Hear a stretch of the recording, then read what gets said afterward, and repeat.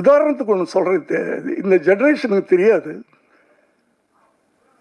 நமக்குள்ள ஒரு social conscious, சமூக அக்கறை. நான் எந்த கட்சியும் கிடையாது இன்னைக்கு வரைக்கும்.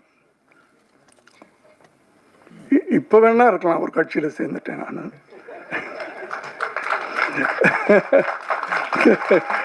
இந்த 2 வருஷத்துக்கு முன்னாடி வரைக்கும்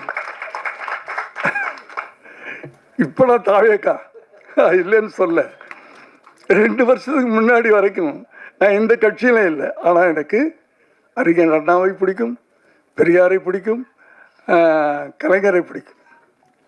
எனக்கு இந்த 1987 கலைஞரை அரெஸ்ட் பண்ணி கொண்டு போனாங்க. எனக்கு கஷ்டமாக இருந்துச்சு. ஏன்னா கலைஞரை நான் அண்ணன்னு கூப்பிடுவேன்.